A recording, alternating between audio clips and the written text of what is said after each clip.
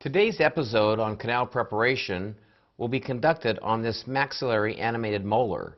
The reason we're going to use an animated molar is so we can be very clear and visually see a lot of the work that's done inside the canal regarding dental debris, mud, how the shaping progresses, right on down to the final preparation. When you look at the maxillary molar tooth, it's nice to recall that it's the most frequently researched tooth in the mouth. It's the largest tooth by volume, but sadly or regrettably, it's probably the most misunderstood tooth in the mouth, and it's led to a lot of misunderstandings during endodontic treatment. Probably it's related to the anatomy of this tooth. Today's assignment is going to focus on the distal buccal. Notice the distal buccal root is deceptively simple if you look at the root itself. But if you begin to zone in on the system that moves down through that root, you can see there's multiplanar curvature, and the canal makes an abrupt recurvature towards the distal, and the portal of exit is actually on the distal aspect of the distal buccal root.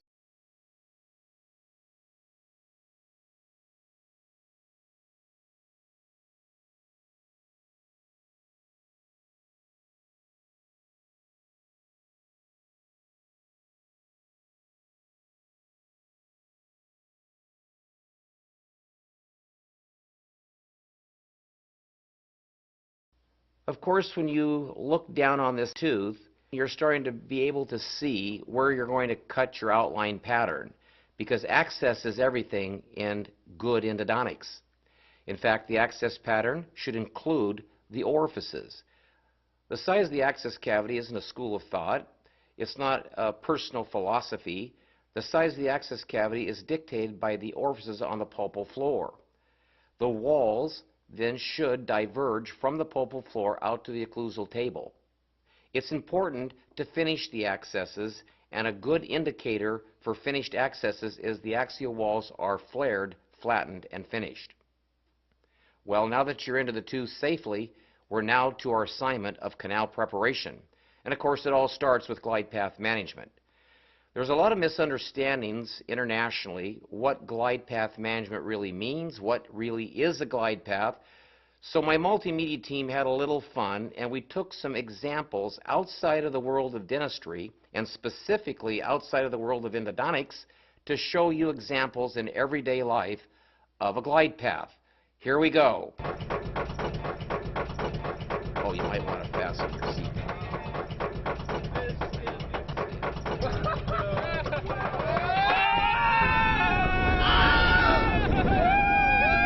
There's a lot of curves, there are some recurvatures, there's abrupt turns, and all of this, whether you're talking about a roller coaster, a luge flying down an ice track, sliding towards the finish line, or whether you're on a water slide and you're following that track down to the pool below, what all these examples have in common is there is a smooth, reproducible glide path to the terminus.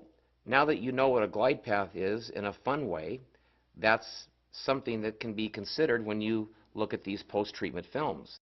It's easy to look at these films and be somewhat excited and enthusiastic about root canal system anatomy, but what all these cases have in common is they were all accessed, every one of the canals was negotiated, a glide path was confirmed, and that glide path then could be shaped. And we all know that shaping facilitates cleaning, and shaping facilitates filling root canal systems. So the instruments traditionally used for glide path management have been the ISO 10 and 15 hand file. Notice these are fixed tapered files, and they're stainless steel. Always appreciate that the 15 file is 50% bigger at its working tip than the 10 file. So when you throw in that they're stainless steel and fixed tapered with a big percentage change between files, the 15 files led to a lot of problems iatrogenically internationally. Blocks, ledges, transportations, and regrettable outcomes. So many times around the world, there's been emphasis on how can we improve glide path management and perhaps consider eliminating the 15 file. Dentsply Tulsa Dental Specialties and Dentsply MyFair, their solution to the problem was ProGlider. ProGlider is a revolutionary new instrument. It's made of nickel titanium, not stainless steel, and more importantly, It has M-wire technology, which reduces the potential for cyclic fatigue by 400%.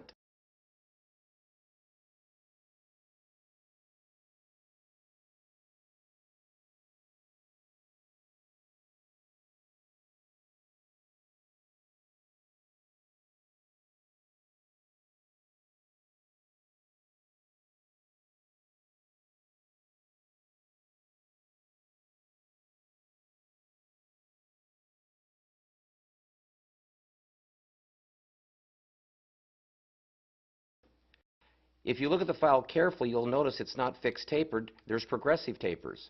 And there are over 8 changing tapers along the active portion of the file. The file would spin then at 300 RPMs, and a torque could be anywhere from 400 to 520 gram-centimeters based on the motor you have.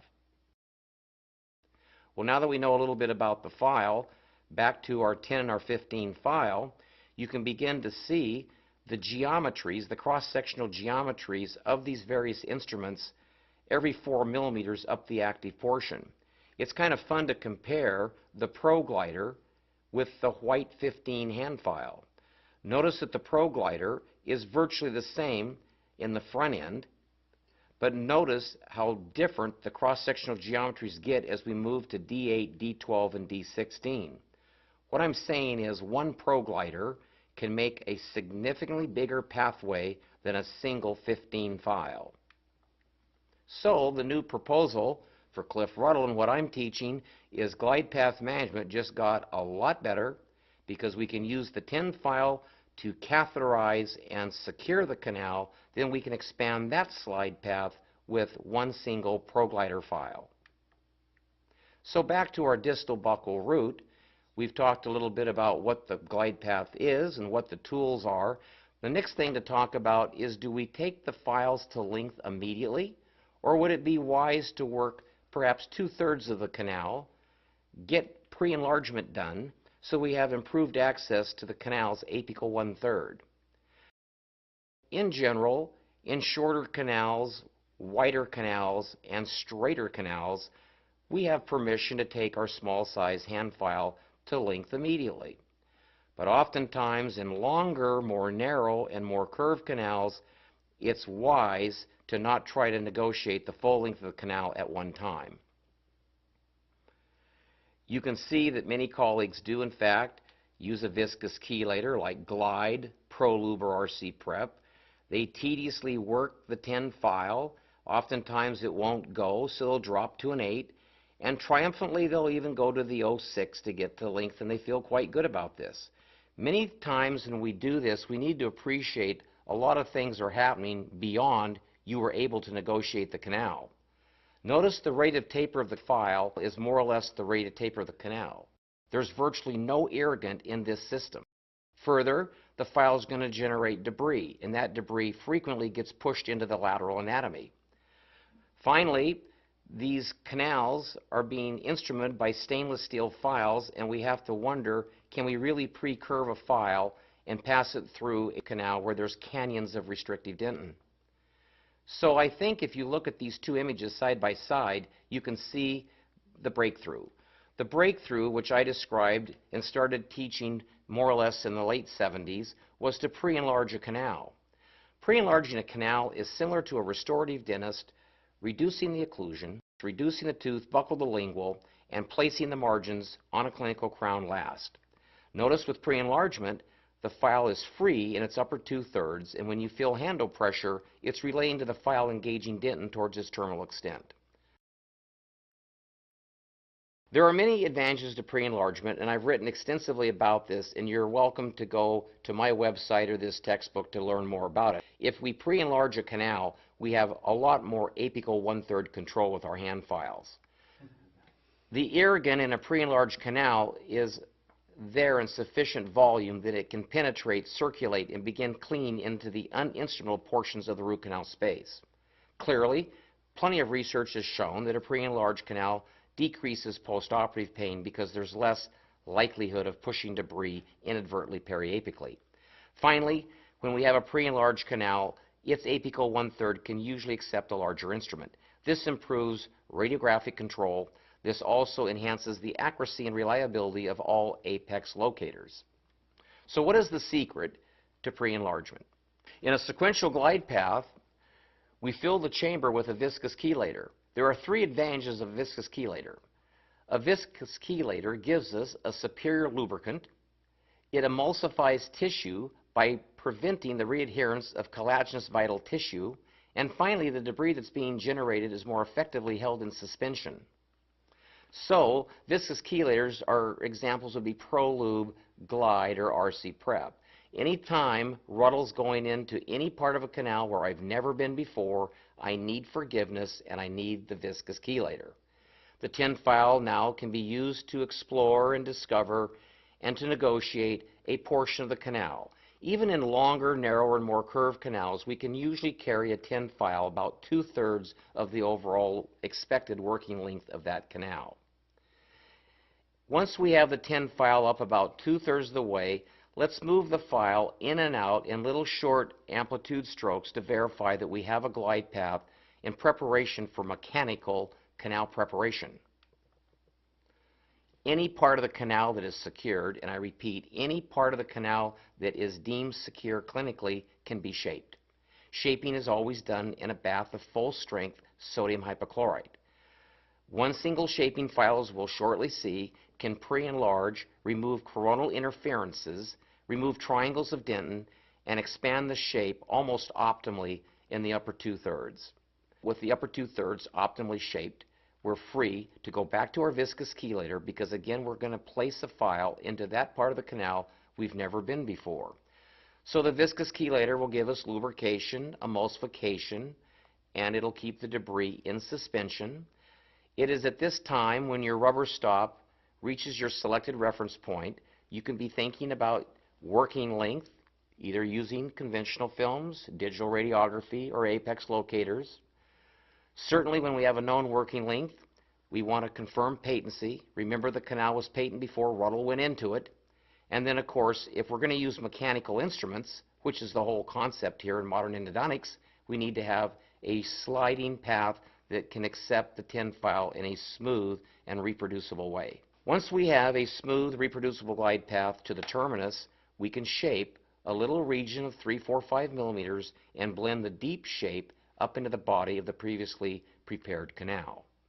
We'll talk in a little bit about apical diameter and the apical taper.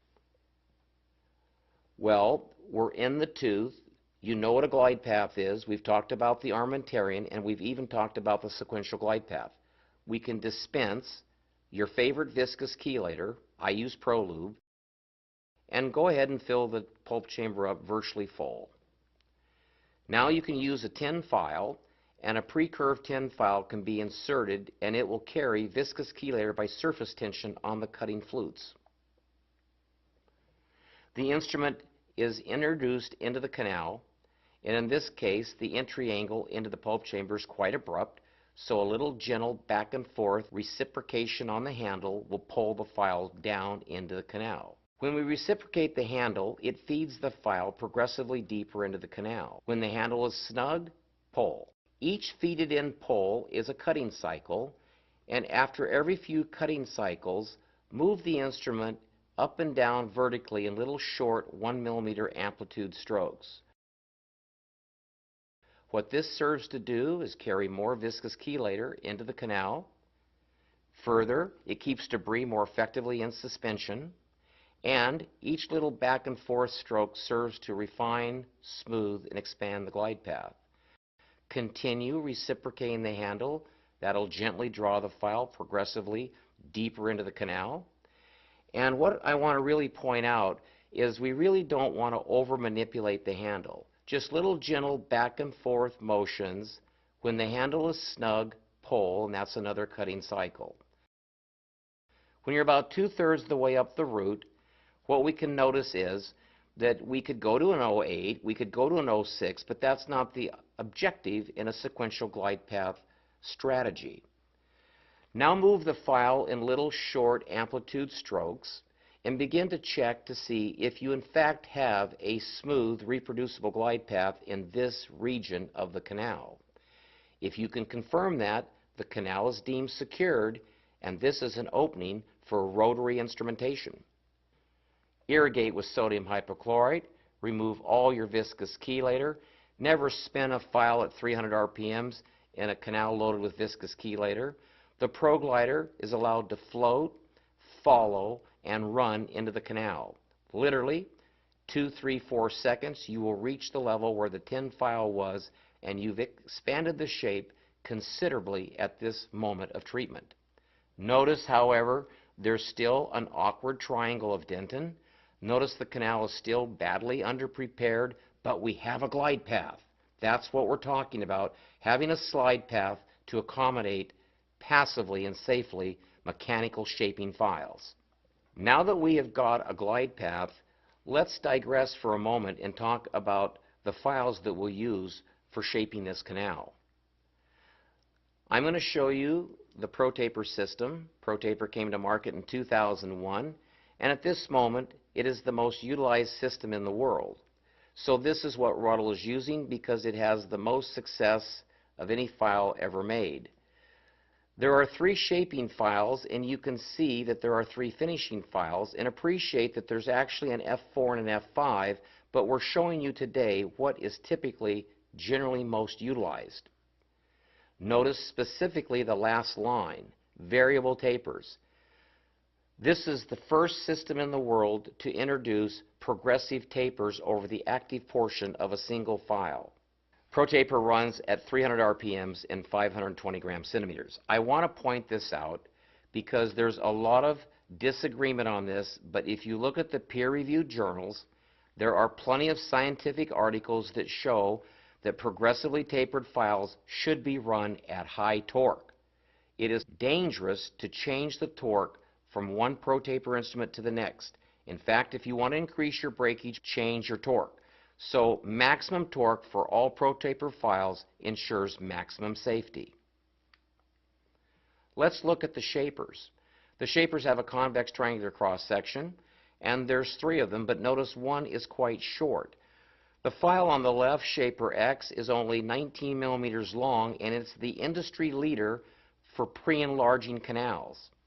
It can't possibly reach the apical foramen of most canals, so that's why we have 2 other shapers that are used to reach length, and that's the purple and the white. Let's look at SX to appreciate a little bit more. Shaper X, or the auxiliary file, is 19 millimeters in its overall length. If you divide the file into thirds, you will notice that the middle 1/3 of the file is actually the part of the file that's designed to cut. The apical 1/3 of this instrument is not designed to engage and do heavy work. Simply, it is the steering wheel on the nickel titanium file that guides the instrument through curvatures. So we don't want to cut in the apical 1/3. We want to look at our file clinically as we use it to make sure debris is piling up in the middle 1/3, and we rarely go more than about 2/3 down any given canal. Fortuitously, for you old-time Gates Glidden lovers, we have 4 GGs, a GG 1, 2, 3, 4 at D6, 7, 8, and 9, and you can read those cross-sectional geometries. So we have a way to rapidly pre-enlarge canals using Shaper X. Well, let's quickly look at the finishers. The finishers, there's 5 instruments total, but 3 that are most frequently used, and again, as you would imagine, the color identification on the band, yellow, red, and blue, corresponds to a tip of 20, 25, and 30.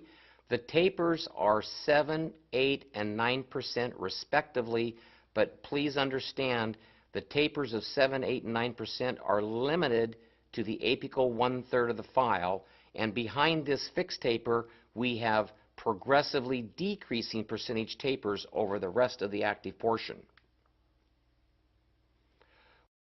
I want to come back to this one more time to make a sledgehammer point. The first system in the world to do this, and virtually the only system today that still does this, is ProTaper. Notice the shapers, by design, work in the body of the canal. The shapers have progressively increasing percentage tapers, whereas on the right image, the finishers have decreasing percentage tapers over their back end. This is another explanation why you need high torque. The shapers are working away from their delicate tips. They're working towards their stronger, bigger, and more efficient blades. On the other hand, the finishers, at 7, 8, and 9% tapers, you need a big torque to turn that cross-sectional mass so you can carve out the shape in the apical 1/3. Now for the point. If you want to increase the terminus of the canal, if you want to expand your deep shape, this is the only file system in the world that will allow you to alter your deep shape and not continue to needlessly prepare the coronal 2/3 of the canal. Well, I'm pretty proud of this. Me and my development team, we started working on ProTaper Universal back in 1995. The file was launched in 2001. So more than 12 years ago, we were acutely aware of the concept of minimally invasive endodontics. For years, this has been the only file that really respects minimally invasive endodontics. And if you really want to see the take-home message, if you look at any 2508 progressively tapered file versus any 2508 fixed tapered file, please bring your attention to the cross-sectional comparisons along the active portion. But if you look at 77 versus 89, that's massive. That's right in the middle of the file. 93 to 121, I don't know, but this is when we start to over-prepare roots coronally and we worry about strip perfs. Compare 105 to 153, you can begin to see that ProTaper with its progressive tapers brings something to the party called minimally invasive endodontics. Well, ProTaper just got a lot better. In 2014, metallurgy kicked in, and through heating and cooling cycles, engineers could find the optimal phase transition between martensite and austenite. And what this means is we have gotten an instrument now that is unbelievably flexible, and the greater resistance to cyclic fatigue is over 2 times the existing ProTaper regular NiTi version. Flexibility is what allows instruments to feed through the glide path. Flexibility is what's necessary to do multiplanar curvature. And of course, when instruments are spinning around curves, we definitely want to improve the resistance to cyclic fatigue. ProTaper Gold does precisely this. So back to the tooth that we've been working on where we had the glide path. With a chamber full of sodium hypochlorite, let's go in with SX. The take-home message is Shaper X is a big brush. I want you to plant that instrument on the outer wall away from furcal danger and brush out on the outstroke, and in 1 or 2 passes you can pre-enlarge virtually any canal. This is done very, very quickly. It's done safely because we had a glide path.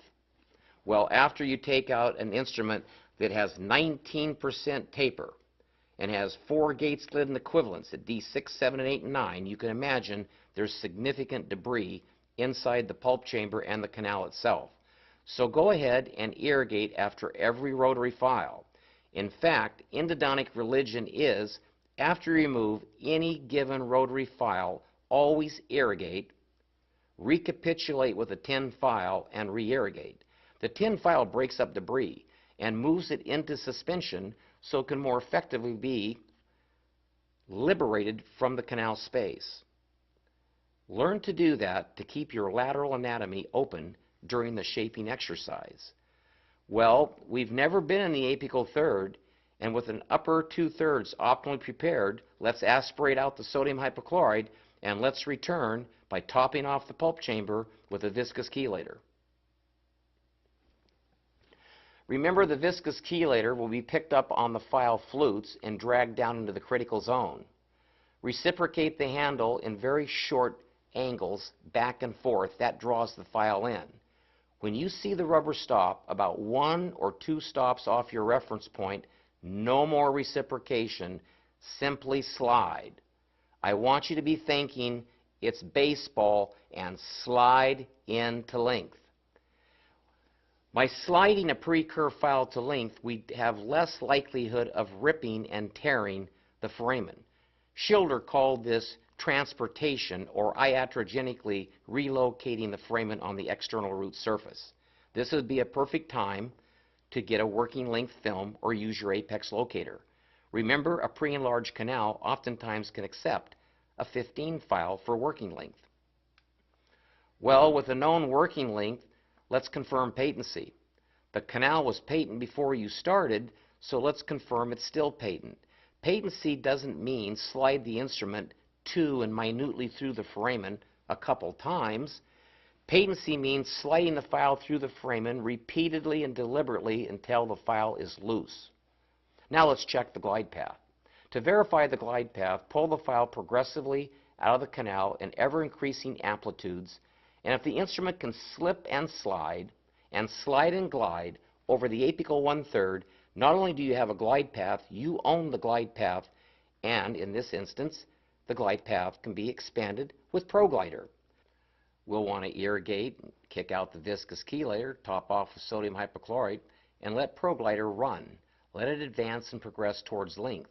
If it bogs down a little bit, lift the file up. This will allow the debris to auger back up the blades of the instrument, frees up the file so it can engage, cut, and move towards length. So in one or more passes, you can generally carry your ProGlider to the full working length. At this point, we have a smooth and reproducible glide path that is ready for mechanical shaping procedures. This probably is the best glide path we could ever cut on planet Earth, because not only is it smooth and reproducible, but it's considerably bigger than a 15 file or any other company's multi-file dedicated glide path sequence files.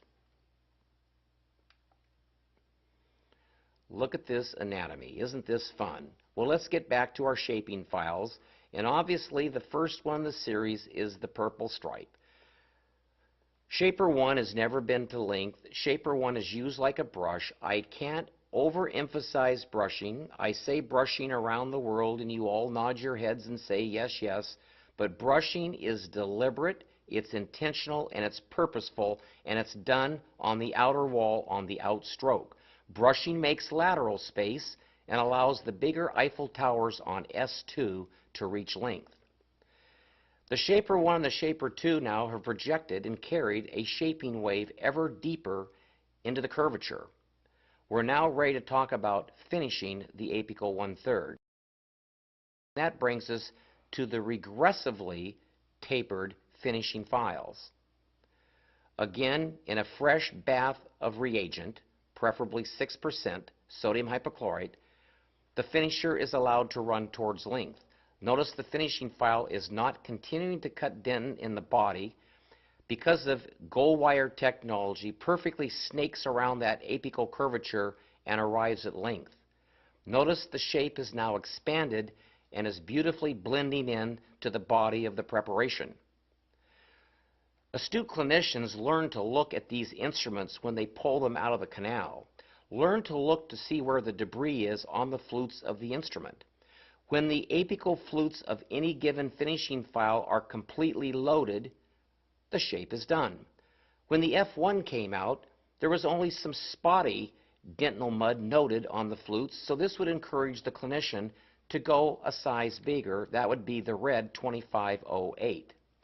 Appreciate the 2508 is just an 8% taper in its apical 3 millimeters.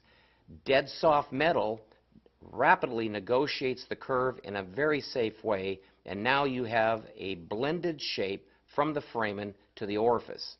Again, look at that apical part of that instrument. Appreciate if it's totally loaded. If the blades are loaded, the shape is done. Well-shaped canals can be three-dimensionally cleaned, and root canal systems that are clean can be filled in all their dimensions. A well-shaped canal is easy to fit a cone into. A medium non-standardized gutta-percha master cone will easily slide to length.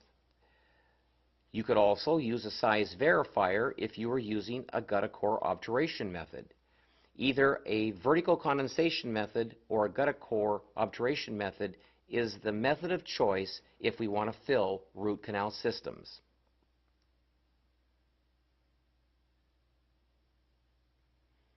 It's interesting to rotate the shape around and see it in a way in animation that we never get to appreciate clinically.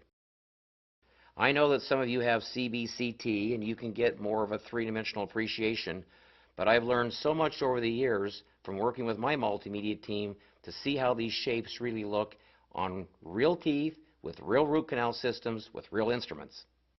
The evidence is beginning to show up, and what I'm happy to report is ProTaper Gold's been on the market for just 3 months, and already we're collecting cases from a wide array of doctors from around the world. Michael Nimich is a personal friend of mine, but if we look at the mesial systems, notice that dog leg on the MB. That's very, very impressive.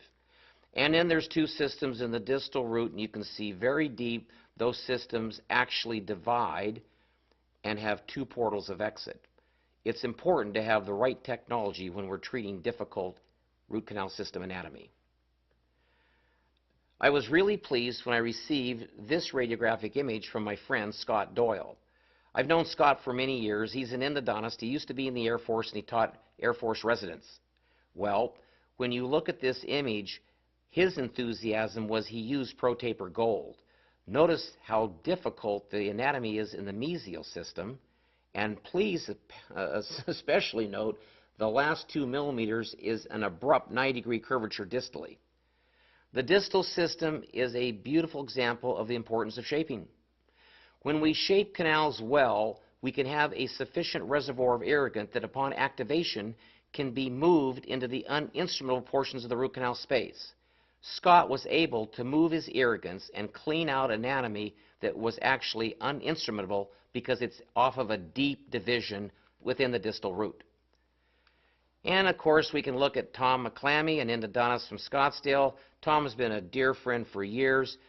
He's now opening up a brand new teaching center, and I'm sure many of you will benefit in the years ahead from being educated from Tom.